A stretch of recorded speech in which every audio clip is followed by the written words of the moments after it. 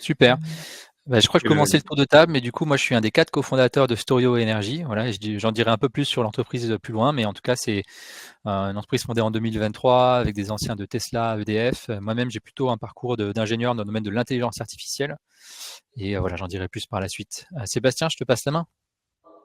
Oui, avec plaisir, je te remercie Jean-Yves. Donc ma part, directeur général d'ACE Énergie que je vais présenter dans un instant également. Et pour ce qui s'agit de mon parcours, moi j'ai un parcours effectivement d'expert dans le domaine de l'énergie et du climat, ayant commencé ma carrière à la commission de régulation de l'énergie et ensuite ayant officié en tant que consultant, notamment dans le domaine de la décarbonation, en tant que responsable du pôle énergie de Carbone 4 avant de piloter ACE.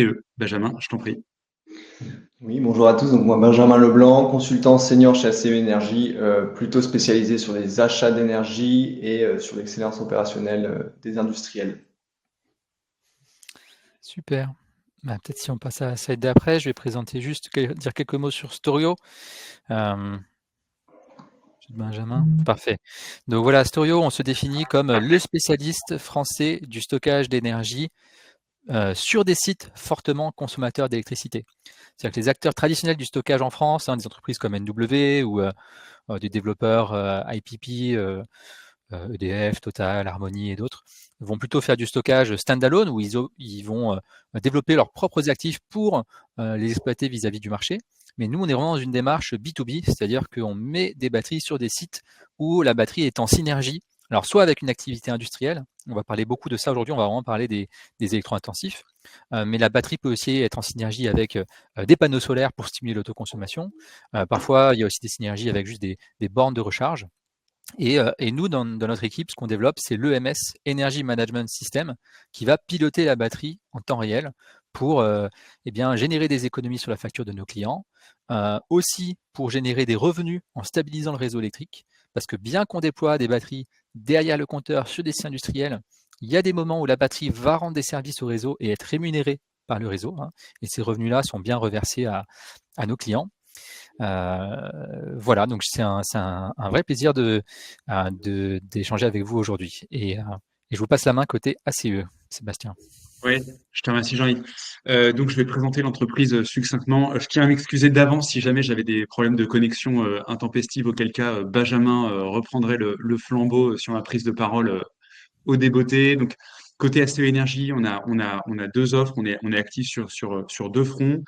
Le conseil en transition énergétique d'une part au sens large et également sur l'offre de financement d'efficacité énergétique, principalement, notamment, enfin en tout cas via le dispositif C2E.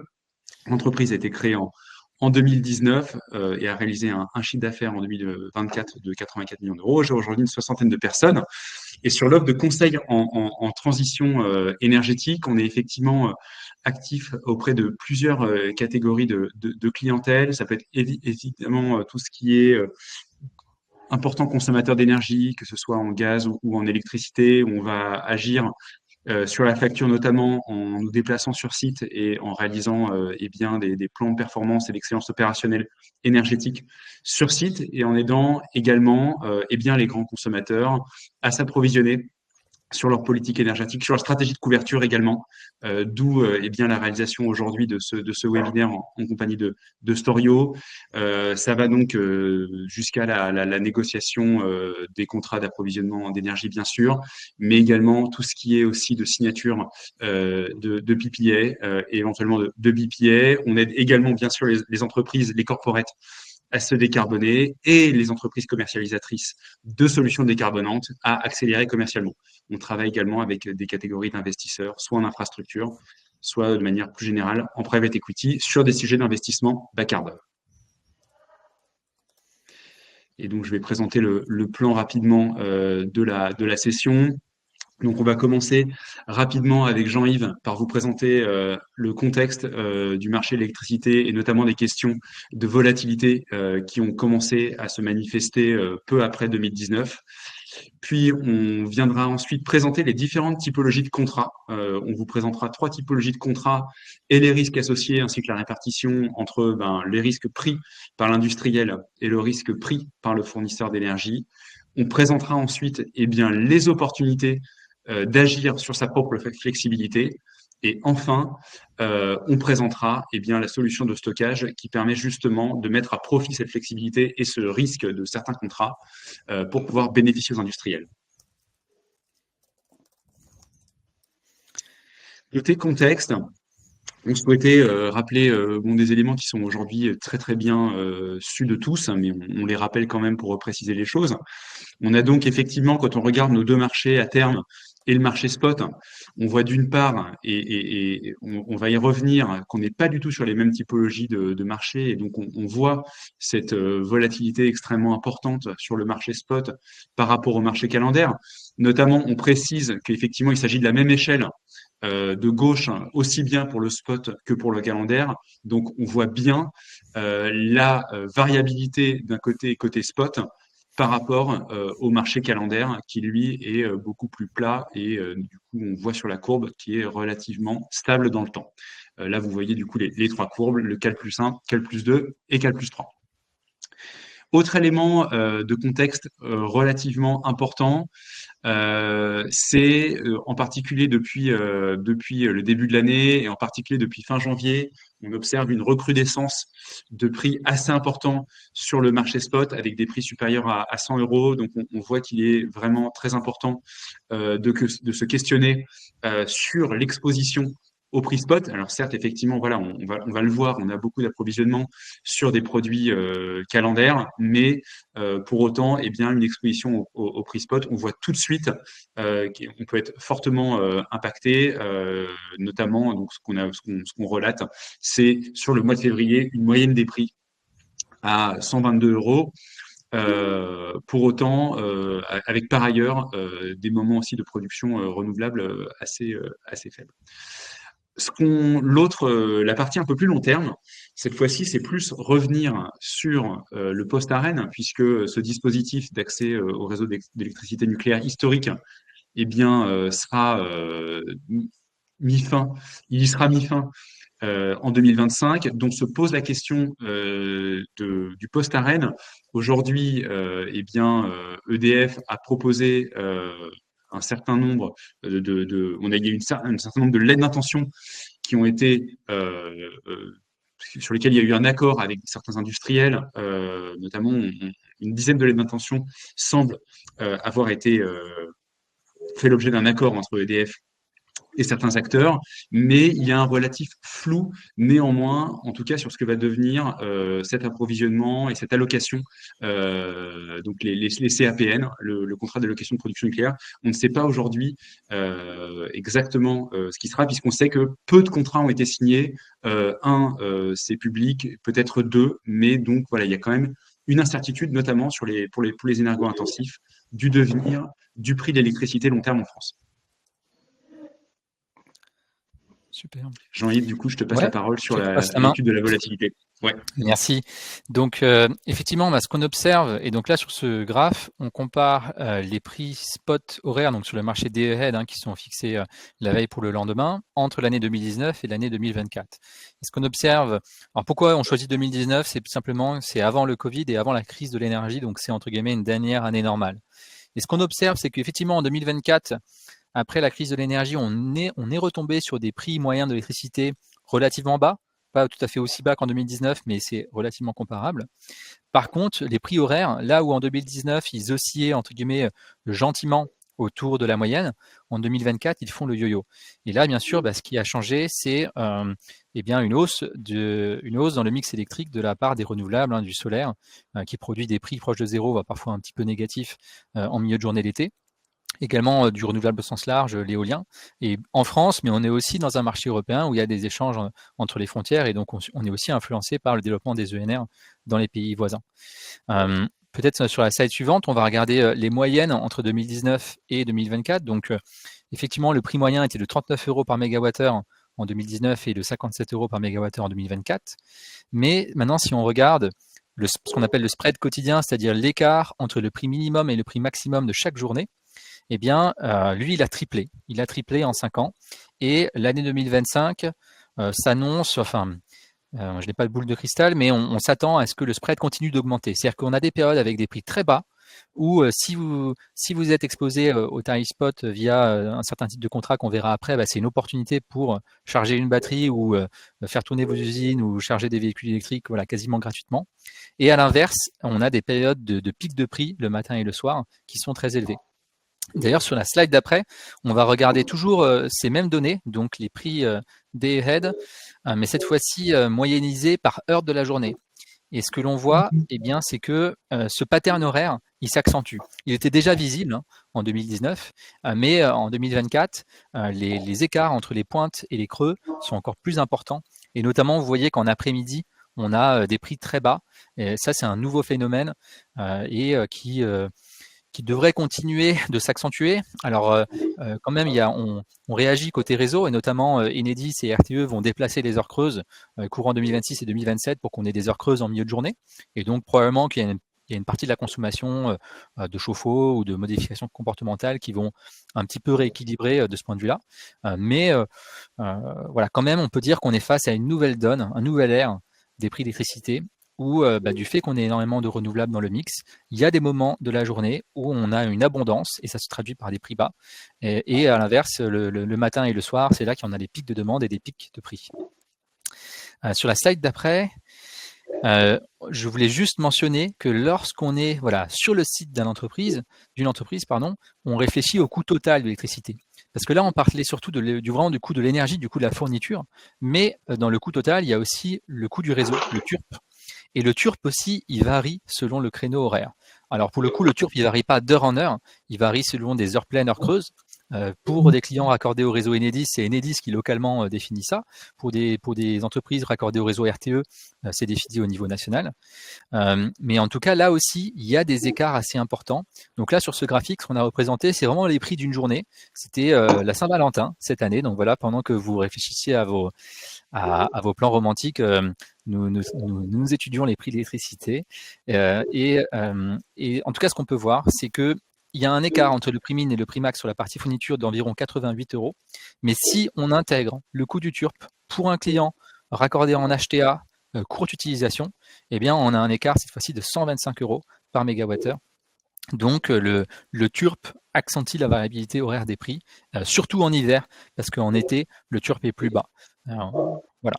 Je te passe la main, je crois qu'on a donné les éléments de contexte, mais du coup, juste le contexte général, c'est que du fait de la transition énergétique, on a des périodes avec énormément d'énergie et des périodes avec peu d'énergie, et ça se traduit par, dans vos coûts d'électricité, finalement, le profil de consommation de votre usine ou de votre site consommateur, il aura une part de plus en plus importante dans la fixation du tarif final.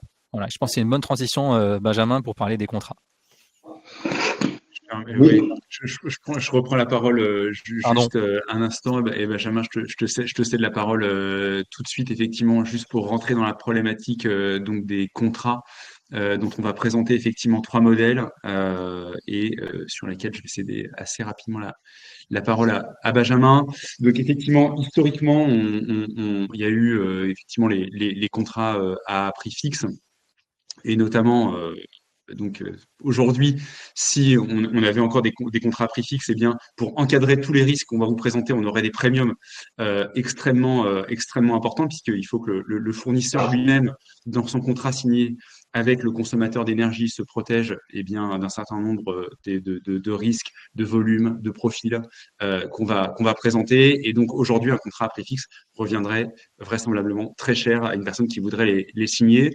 On a également les contrats à multi-clics qui vont permettre à différents moments dans l'année d'avoir du coup le prix moyen qui va s'appliquer sur la consommation, sur le volume de consommation de notre consommateur. Et enfin, il y a le contrat bloc plus spot, qui va être celui qui va vraiment nous intéresser aujourd'hui, puisqu'en fait, c'est une forme c'est un contrat à clic dans lequel on va pouvoir sélectionner des bandeaux à différents moments de l'année pour pouvoir capter ce prix pour le volume qu'on aura sélectionné.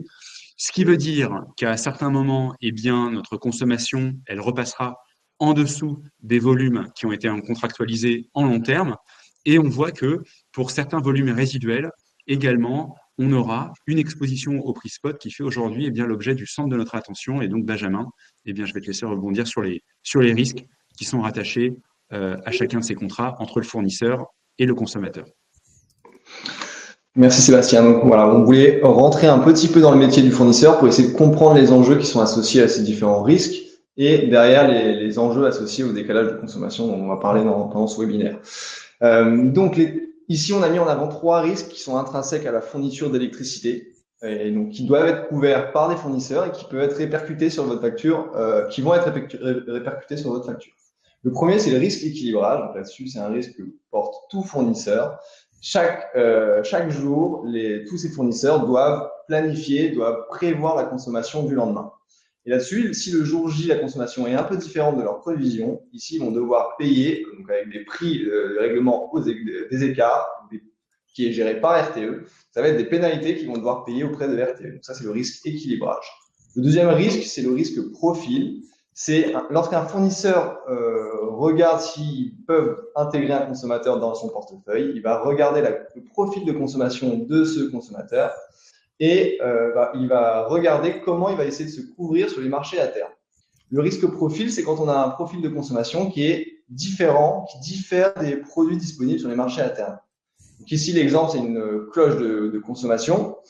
Et ce qu'on peut voir, c'est que le produit le plus proche sur les marchés à terme va être du peak load, de 8h à 20h. Mais on voit qu'on a quand même une différence notoire entre le peak load et cette cloche. Et donc, cette différence-là, cet écart-là, c'est un risque que va apporter le fournisseur.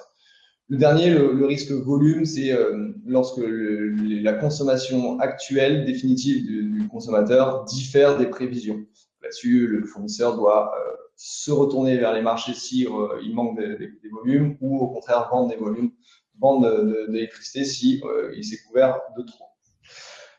Voilà. Donc ensuite, pour illustrer ces différents risques, le risque profil sur différents profils de consommation, ici 3 types de profils de consommation caractéristiques. Le premier, ce qu'on peut retrouver souvent chez les industriels, ça va être un bandeau de consommation très flat toute la journée, tous les jours de l'année. Là-dessus, pour un fournisseur, c'est très facile de venir se couvrir parce que le produit base load existe sur les marchés à terme, donc c'est des bandeaux fixes.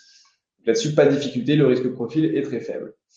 Si par-dessus ce bandeau, on rajoute un surplus de consommation sur les heures de la journée, 8h, 20h, là-dessus, le fournisseur pourra aller se couvrir avec du peak load sur les marchés. Donc, ce profil-là va être aussi facile à couvrir, le risque profil reste faible. Par ailleurs, si on trouve un profil de consommation plus erratique, là-dessus, ça va être plus compliqué pour le fournisseur de se couvrir sur les marchés. Donc, lorsqu'il va intégrer ce type de profil dans son portefeuille, il va prendre un risque profil plus important. Donc, concrètement, il va quand même se couvrir sur les marchés à terme avec un bandeau équivalent, mais pour ça, il va devoir anticiper les prix spot sur les années à venir avec une HFC, Hourly Forward Curve, pour essayer de prévoir les coûts de ce profil de consommation et prendre un bandeau équivalent pour se couvrir là-dessus. Ensuite, revenons-en à nos 3 types de contrats. Donc, pour illustrer quel type de profils sont pris par le fournisseur. Donc, sur un contrat à prix fixe, là-dessus, le fournisseur va porter les 3 risques pour lui, l'équilibrage, profil, volume. Donc, là-dessus, ça va entraîner des frais de fourniture qui vont être élevés, les fees, les coûts fixes, voilà, toutes ces notions-là. Cette partie fixe sur la fourniture d'électricité qui va être très élevée. Sur un contrat à multi-clic, là-dessus, le fournisseur porte encore les 3 risques, équilibrage, profil, volume. Donc là-dessus, pareil, les frais de fourniture vont être élevés. À l'inverse, sur un contrat bloc plus spot, le fournisseur porte toujours le risque équilibrage. Là-dessus, ça ne dérange pas, il le portera toujours. Par contre, on voit un transfert de risque, des risques profil et volume vers le consommateur. Donc, si on en revient aux avantages et inconvénients de chacun des contrats, sur un contrat à prix fixe, là-dessus, vous n'avez pas de fluctuation de prix, donc le risque budget est nul. Vous savez parfaitement ce que vous allez payer sur les années à venir. Par contre, le consommateur est exposé à un risque marché. Si jamais le marché chute, par exemple, il va continuer à payer à son prix fixe et il ne pourra pas aller chercher cette opportunité. Et les frais de fourniture élevés, j'en ai parlé.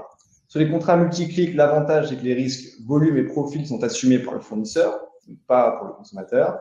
Le prix final est lissé parce que grâce aux différentes prises de position que permet le contrat. Par contre, en petit inconvénient, la gestion opérationnelle, le consommateur doit choisir quand il prend ses positions avec une stratégie qui lui est propre et les frais de fourniture sont élevés. Et sur le contrat bloc plus spot, les frais de fourniture sont faibles là-dessus car les risques ne sont plus côté fournisseur. Le prix final est lissé quand même avec ces différents bandeaux qui sont pris, avec une petite régularisation au spot, pas de surplus ou de sous-consommation.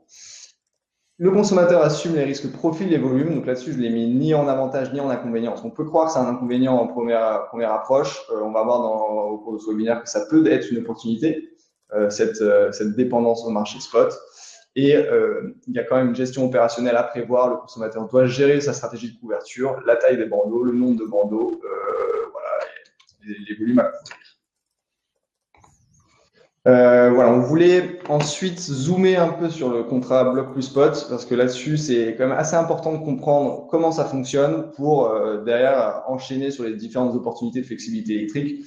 Là-dessus, on a remis ce profil de consommation ici sur une journée type. Et ce qui est important de faire, c'est de mettre en regard la courbe de prix spot de l'électricité. Là, c'est la courbe moyenne de l'année 2024. Donc, chaque heure est moyennée sur l'année entière. Et dans cette situation-là, on peut voir sur cette plage ici rouge que le consommateur consomme plus que les volumes qu'il a couverts. Donc, il va devoir aller chercher sur les prix spot le restant. Là, pas de chance, les prix spot à ce moment-là sont élevés, donc là-dessus, il va devoir payer un peu plus cher. À l'inverse, sur la période de l'après-midi, on va avoir une sous-consommation du consommateur dans cet exemple. Et donc, on a trop de volumes qui ont été couverts, ils vont devoir être revendus sur les marchés spot. Et donc, encore pas de chance, les prix spot sont bas à ce moment-là, donc on va revendre l'électricité à un prix plus bas. Donc voilà, ce qu'il faut comprendre sur un bloc plus spot, on a une dépendance au prix spot sur la consommation, par contre, qui est marginale. Donc, le dernier kilowattheure consommé ou économisé. Voilà. Parce qu'en moyenne, le prix va quand même être moyenné par ces différentes prises de position sur les bandeaux. Voilà, le risque profil s'accompagne d'un surcoût si on a un alignement de la surconsommation avec les prix élevés et sous-consommation avec les prix faibles. On en a parlé. Par contre, cette dépendance au prix spot va venir inciter au décalage de consommation. Parce que si c'est un industriel peut décaler cette surconsommation sur les moments où le spot est faible et les sous-consommations au moment où le spot est élevé, là-dessus, il va pouvoir aller chercher cette opportunité avec des gains qui sont associés. Voilà, pour aller plus loin, juste en une seconde, on a les émissions de gaz à effet de serre sur Scope 2. Là-dessus, un raisonnement peut être fait sur l'électricité marginale qui est consommée, parce que si on vient économiser de l'électricité au moment où les prix surconsommer, pardon, au moment où les prix spot sont bas, les prix spot bas sont souvent associés à une production renouvelable importante, et là-dessus, on va avoir des gains CO2. Voilà, c'est pour aller un peu plus loin sur une vision CO2. Ensuite, enchaînons sur les différentes opportunités pour les gros consommateurs qui ont su réagir à ces nouvelles caractéristiques de marché. Donc, deux typologies d'opportunités. La première, l'optimisation contractuelle. La deuxième, la flexibilité électrique. Avec, dans l'optimisation contractuelle, l'optimisation de la puissance souscrite et du TURP, que nous allons aborder juste après. Et sur la flexibilité, l'effacement et le décalage de consommation. Donc, enchaînons tout de suite sur l'optimisation de la puissance souscrite. Ici, c'est deux cas d'études que nous avons retrouvées avec nos clients industriels plusieurs fois. La première, c'est la réduction de la puissance souscrite. Ici, on voit un histogramme de consommation d'un industriel. C'est assez typique. On va retrouver des pics de consommation qui sont sur une plage de temps très, très restreinte et où on va se rapprocher de la puissance souscrite. Donc, si on trace cet histogramme sur une monotonne de consommation, donc la puissance en fonction du pourcentage du temps, on voit que ce pic, on est entre 1000 et 1200 kW, moins d'1% du temps. Et donc, ici, l'industriel a une puissance souscrite de 1200 kW. Le cas d'étude, c'est de dire combien il va gagner s'il réduit à 1000 kW et comment faire. Là-dessus, le petit mode opératoire qui est possible, c'est de mettre une alerte sur le seuil de puissance. Si on voit qu'on se rapproche de la puissance de 1000 kW, mais on vient couper des machines sur lesquelles c'est possible. Ou alors aussi échelonner les allumages des équipements le matin, le lundi matin par exemple.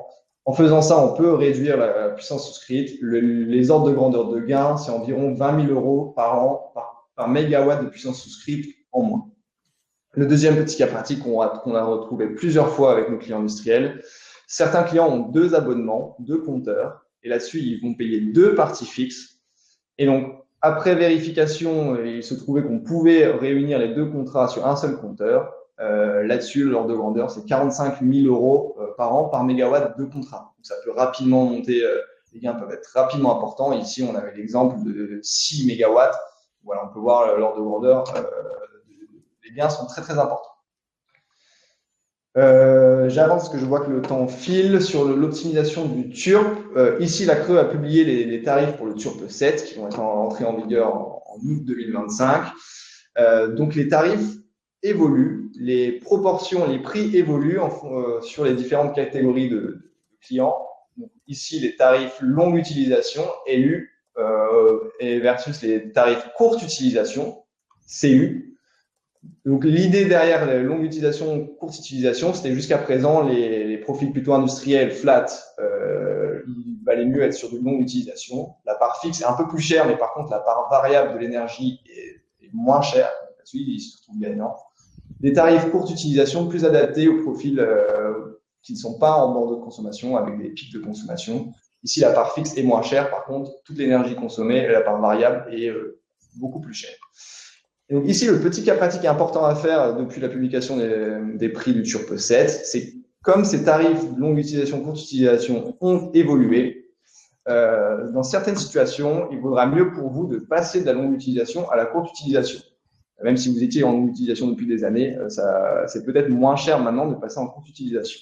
Donc là, c'était l'exemple on a pris un exemple d'un profil de consommation fictif. Si on fait le calcul de ce profil, donc 43 gigawattheures par an, avec le TURP 6, la meilleure option était la longue utilisation.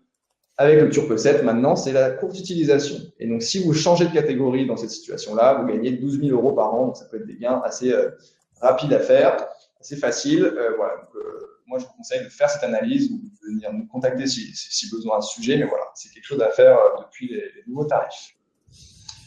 Enfin, je vais passer très rapidement sur le sujet de l'effacement. On pourrait faire tout un webinaire entier sur ce sujet, voilà, mais ce n'est pas forcément le but ici de notre présentation. L'historique des rémunérations de l'effacement, donc en milliers d'euros par mégawatt, on voit que c'était quand même très pertinent, c'était assez rémunérateur. Il y a eu une baisse entre 2024 et 2025, moins 55%. À noter qu'avant 2025, c'était l'appel d'offres effacement, AOE. Maintenant, il s'appelle AOFD, appel d'offres flexibilité décarbonée. Voilà. Et on a aussi la possibilité d'avoir un complément. Donc ici, 10 000 euros par mégawatt, qui est estimé par RTE. Là, c'est pour les acteurs qui vont s'effacer un nombre assez important d'heures, pour les acteurs de l'effacement instantané et les acteurs d'effacement via le stockage électrique. Et on a mis ici un petit cas pratique industriel qu'on a vu ces dernières semaines. Donc un industriel qui avait un procédé de 700 kW qui pouvait effacer sur quelques heures dans l'année. Donc là, avec l'hypothèse de 3 jours d'effacement par an, le gain, c'est 38 000 euros. Donc voilà, notez, dès que vous avez des procédés qui sont pilotables d'une puissance qui sont de plusieurs centaines de kilowatts, on va dire que ça peut représenter l'effacement, peut représenter une belle opportunité. L'ordre de grandeur, c'est entre 30 et 60 000 euros par mégawatt. Jean-Yves, je te passe la parole. Merci. Super. Donc là, jusqu'à présent, on venait de parler de flexibilité explicite.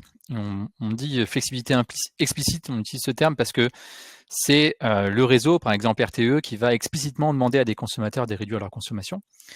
On peut également parler de flexibilité implicite. Là, c'est quand un consommateur justement module sa consommation en réaction à un signal de prix, mais de sa propre initiative. Voilà. Et là, typiquement, quels sont les leviers de flexibilité très concrètement ? Alors, dans certains cas, on peut planifier l'activité d'une usine. On pourrait par exemple placer un moment de maintenance où on arrête les machines le matin ou le soir quand les prix sont plus élevés. Ça reste opérationnellement, ça peut être difficile à gérer. Il y a bien sûr le smart charging de véhicules électriques. Donc, si vous avez une flotte conséquente, ça peut être utile. Ça peut être une manière facile de décaler une partie de sa consommation. Et enfin, il y a le stockage soit de chaleur, soit le stockage électrique dans des batteries. Et donc, très concrètement, si je prends l'exemple du stockage par batterie, eh bien, décaler sa consommation, ça consiste à charger la batterie lorsque les prix sont bas. Donc là, sur ce schéma, on dit en une période d'heure creuse, où vous voyez que sur la zone rose, en fait, on va consommer davantage pour charger une batterie. Et à l'inverse, on va décharger la batterie et subvenir aux besoins du site à partir de la batterie pendant les heures pleines. Et là, c'est la zone jaune. Et donc, vous voyez qu'après l'action de la batterie, on se retrouve vraiment avec une courbe de charge du site qui peut, pendant les heures creuses, être saturée à son niveau haut. Le niveau haut, ce serait la puissance souscrite du site. Et pendant les heures pleines, en fonction du dimensionnement, on pourrait être proche de 0. Et donc concrètement, c'est ce qu'on fait actuellement sur les sites où on a des batteries Storio déployées. Et donc c'est bien important de comprendre que la batterie ne réinjecte pas l'énergie vers le réseau. On est plutôt à éviter une consommation en subvenant aux besoins du site. Et pour donner des ordres de grandeur, donc qu'est-ce que ça vaut cette flexibilité sur les marchés? Donc si vous êtes sur des contrats soit prix fixe, soit multiclic, mais qui aboutissent à finalement des heures pleines, heures creuses, eh bien on a des écarts entre les heures pleines et les heures creuses, qui varient, mais qui dépendent des contrats, mais on va dire en moyenne, en additionnant l'écart sur la partie fourniture et l'écart sur le TURP, et en faisant une moyenne entre été et hiver, on va dire qu'on a environ 50 € par mégawattheure décalé d'économie. Et à l'inverse, si on est sur des contrats bloc plus spot, eh bien on a davantage d'économies parce qu'on va vraiment charger la batterie par exemple pendant les 2 heures les moins chères et la décharger pendant les 2 heures les plus chères, et qu'on a un écart assez important actuellement sur le spot. Là, je dis 100 € par mégawattheure décalé, mais on est en fait on est largement au-dessus. En tout cas, sur cette année 2025, on peut capter des spreads encore plus importants. Peut-être sur la slide d'après, je vais rentrer juste dans un petit calcul, parce que souvent, il y a des confusions où on va nous dire « Ah oui, mais attendez, moi j'ai un contrat bloc plus spot, mais je me couvre, j'achète un grand nombre de blocs, ce qui fait que je ne suis plus exposé au tarif spot. » Mais ça, en fait, c'est une légère incompréhension de comment les contrats fonctionnent. Parce que ces contrats, effectivement, vous achetez une couverture à l'avance, mais ensuite, le jour J, le jour où vous livrez, eh bien, si vous consommez plus d'électricité que ce que vous aviez acheté en niveau couverture, vous allez payer le prix spot. Et à l'inverse, si vous consommez moins, parce que vous aviez acheté en bloc à l'avance mais que vous n'avez pas consommé, vous allez le revendre au prix spot. Et donc, vous avez toujours une exposition au prix spot. Et donc là, concrètement, pour montrer ça sur un exemple, on a pris un exemple très simple où on est sur un site qui avait acheté un bandeau baseload de 1,5 MW toute l'année, et sur une partie de la journée, en début de journée, il a consommé moins que prévu, et donc il a revendu la différence. Ensuite, il a consommé davantage que prévu, et donc il a dû acheter ce qui lui manquait. Et ensuite, il a de nouveau consommé moins et il a revendu la dernière partie. Et on a pris des prix spot qui ne ressemblent pas du tout à la réalité, mais des prix spot d'abord très bas en début de journée et puis ensuite élevés dans l'autre moitié. Et donc là, je vais pas faire tous les calculs, mais vous pourrez relire les slides et vous convaincre. Voilà. En tout cas, là, le prix sur cet exemple, il est de 2200 € sur la journée. Et maintenant, on va regarder à la slide d'après. On va prendre en compte l'impact d'une batterie. Donc, imaginons que pendant 2 heures en début de journée, la batterie se charge, profitant des prix bas. Et donc là, sur ces 2 heures, eh bien, en fait, avant, on avait consommé moins, finalement, on a consommé plus que prévu. Bon. Et là, globalement, on a chargé 2 MWh au prix de 10 € par mégawattheure. Et à l'inverse, en fin de journée, on va décharger la batterie, on va éviter une consommation au point que le site ne consomme plus rien. Et là, on va économiser 110 € par mégawattheure. Et là, encore une fois, vous pourrez lire un peu au calme la slide et bien vous convaincre qu'effectivement, avec les règles du contrat, eh bien, in fine, le coût total payé par l'entreprise, c'est 1 960 €. Et donc, ça correspond bien à 200 € d'économie par rapport à la slide précédente. Et 200 €, c'est effectivement 2 MWh fois les 100 € d'écart entre les 110 et les 10 €. Et donc, juste le point important à prendre en compte, c'est que vous pouvez être en bloc plus spot, vous pouvez vous couvrir votre consommation de manière optimale, ou vous pouvez même couvrir 120% de votre consommation si vous voulez. En général, c'est pas recommandé, mais vous pouvez, quelle que soit finalement votre stratégie de couverture, eh bien, le décalage de consommation va produire des économies sur votre facture d'électricité en fonction du prix spot. Et donc, finalement, quand on pilote une batterie ou quand on pilote une flotte de véhicules électriques ou d'autres moyens flexibles sur un contrat bloc plus spot, ce qui compte, c'est le prix spot plus le TURP quand même. Ça, je n'ai pas mentionné le TURP pour pas complexifier le calcul, mais il faut bien prendre en compte ces deux éléments. Voilà. On passe à la dernière section, qui est la section où on va parler un petit peu du stockage et en particulier du stockage sur des sites industriels. Il y a beaucoup de choses à dire, mais on veut donner au moins un peu des ordres de grandeur, voir de quel genre de système on parle, donner des ordres de grandeur aussi des business plans qu'on peut construire. Donc concrètement, la technologie dominante, quasiment exclusive du stockage stationnaire à l'heure actuelle, c'est le LFP, donc lithium fer phosphate. C'est des batteries qui sont soit conditionnées dans des conteneurs maritimes d'environ 20 pieds, ça c'est l'image du haut, soit dans des armoires électriques qui font environ 1 mètre x 1 mètre 20, et ça c'est l'image du bas. Dans tous les cas, c'est des systèmes modulaires, donc vous pouvez mettre plusieurs conteneurs ou plusieurs armoires électriques. Dans un conteneur, on va mettre environ 2,5 MW de puissance et 5 MWh d'énergie. Et dans une armoire électrique, on va mettre environ 100 kW de puissance et 200 kWh d'énergie. Donc vous voyez qu'il y a un rapport de x2, c'est-à-dire qu'on est capable de charger la batterie de 0 à 100% en 2 heures, ou de la décharger de 100% à 0 en 2 heures aussi, et on n'est pas obligé non plus de l'utiliser à pleine puissance. Voilà. Les autres choses à prendre en compte, c'est des systèmes à mettre en extérieur. En fonction de la taille du système, il y a des réglementations spécifiques, à des distances de sécurité à respecter. Donc en gros, jusqu'à 600 kW, les restrictions réglementaires sont assez... on peut être assez proche d'autres bâtiments, mais au-delà, il va falloir respecter une dizaine de mètres entre le système de stockage et un autre bâtiment. Ensuite, c'est des systèmes maintenant qui se font à refroidissement liquide. Ça c'est la nouvelle génération de produits plus efficaces. En termes d'efficacité, l'efficacité, c'est si je mets 1 MWh d'énergie dans la batterie, quelle est l'énergie que j'en ressors? Et on a un ratio de 88%. Donc si on met 1 MWh, on en ressort 880 kWh. Et ça, il y a quelques pertes. Voilà. Et je donne aussi des ordres de grandeur de CAPEX. Et là, je parle bien du CAPEX complet, achat de la batterie, livré sur site, travaux de génie civil, de génie électrique, mettre un transformateur le cas échéant, et mettre en service tout le service autour. Et on est sur environ 200 000 € par mégawattheure pour des plus petits projets pour des grands projets en conteneur, et un peu plus cher pour les systèmes en armoire électrique, puisqu'il y a davantage de coûts fixes. Voilà. Sur la slide d'après, il y a un schéma de principe de qu'est-ce que c'est que mettre une batterie sur un site industriel ou de manière générale sur un site consommateur d'électricité. Donc on est bien ce qu'on appelle derrière le compteur, c'est-à-dire que du point de vue du réseau électrique, on est assimilé au site consommateur. Voilà, on est de l'autre côté du point de livraison où vous avez ce fameux compteur. Cette batterie, comment est-ce qu'elle crée de la valeur? D'une part, ça on l'a dit déjà pas mal de fois, on va charger la batterie quand les prix sont bas, et on va restituer cette énergie quand les prix sont élevés. Et quand je dis restituer, c'est plutôt pour subvenir aux besoins du site. On ne va pas nécessairement réinjecter vers le réseau. Voilà, donc ça c'est la partie verte. Et ensuite la partie rose, c'est la stabilisation du réseau. Donc à savoir qu'une batterie de ce type peut peut stabiliser le réseau à la fois via l'effacement. Donc l'effacement, c'est des jours froids de l'hiver signalés en J-1, et on va finalement sans contrainte opérationnelle sur le site, on va décharger la batterie, et donc du point de vue du réseau, c'est comme si le site consommait moins. Voilà. Et en plus de ça, on peut également stabiliser la fréquence du réseau, et c'est ce qu'on appelle les services système fréquence. Et jusqu'à aujourd'hui en France, les seules batteries qui participaient au service système fréquence, c'était des batteries, ce qu'on appelle standalone, donc pas sur les sites industriels, mais vraiment des batteries au milieu de la nature, ou en tout cas raccordées de manière indépendante au réseau électrique. Mais nous, Storio, on a la particularité de faire certifier des batteries derrière le compteur pour participer au service système. C'est quelque chose qui est permis par les règles, à condition de respecter un cahier des charges. Et dernière chose sur cette slide, la partie jaune.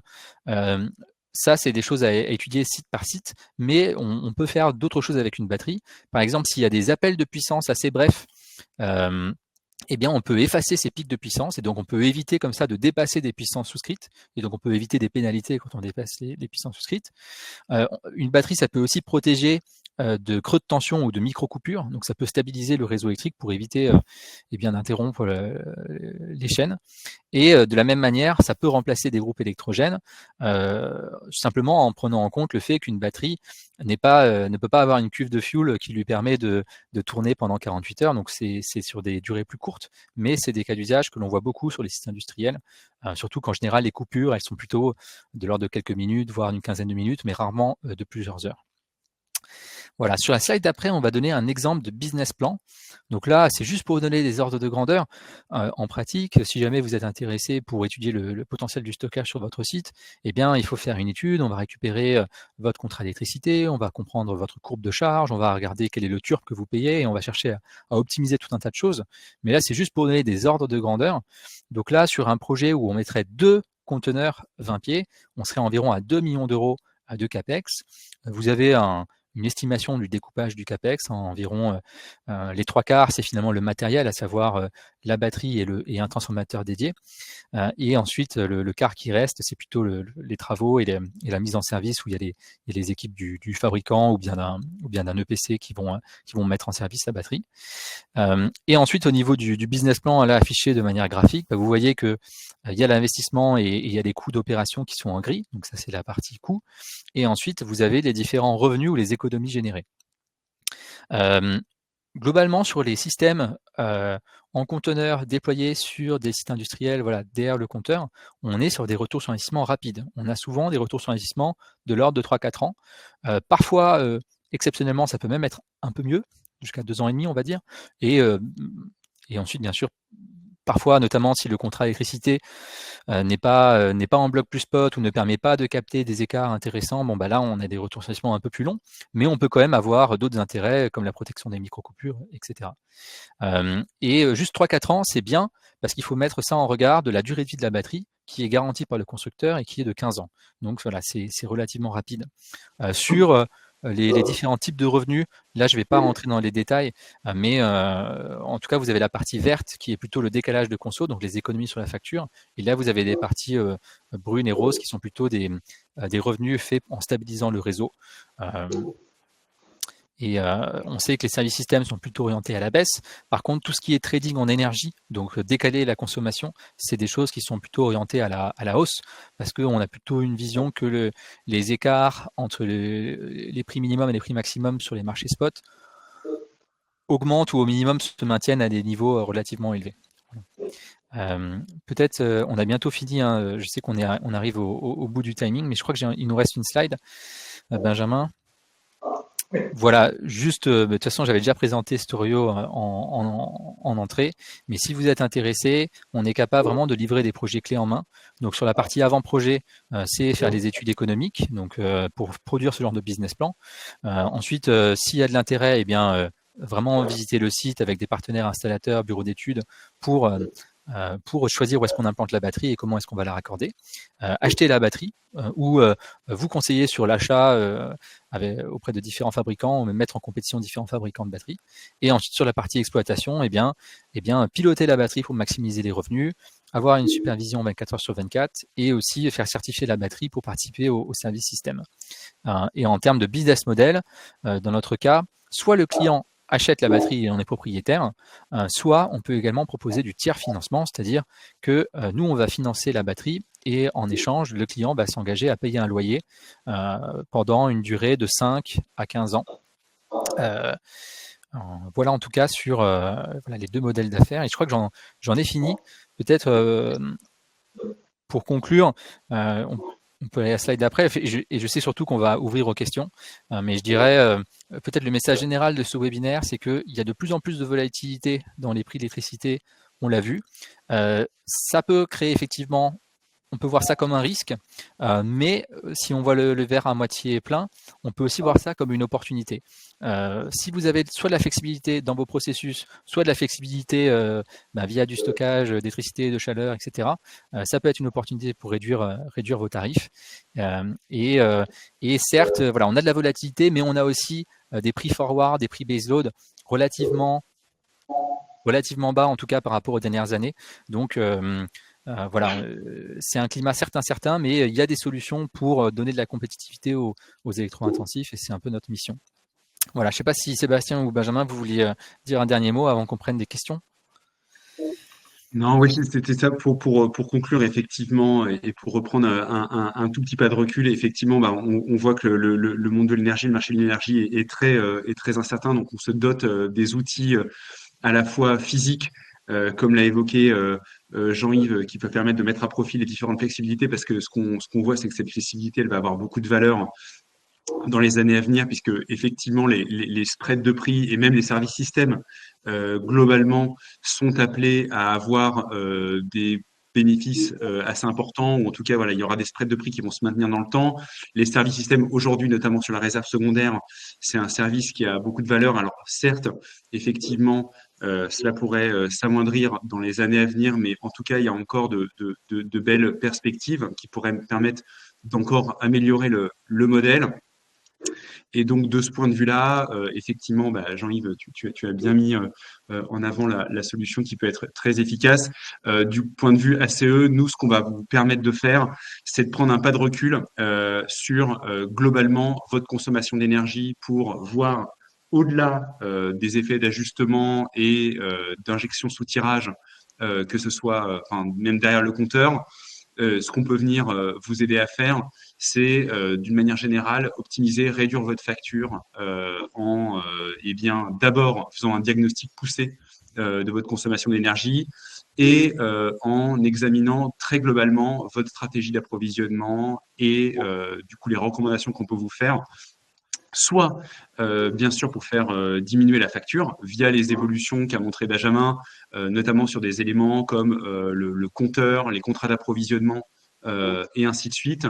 Mais ça peut être également aussi pour réduire les émissions de gaz à effet de serre ou pour faire un plan pour faire sa stratégie climat. Et donc, de ce point de vue-là, nous, on peut, si la question ne s'est pas encore arrêtée sur le stockage, et ce sur quoi on ne manquera pas de faire le lien, eh bien, on peut regarder plus globalement l'approvisionnement en énergie et les émissions de gaz à effet de serre de scope 1 de votre consommation, voire de scope 2, voilà, pour l'achat d'électricité.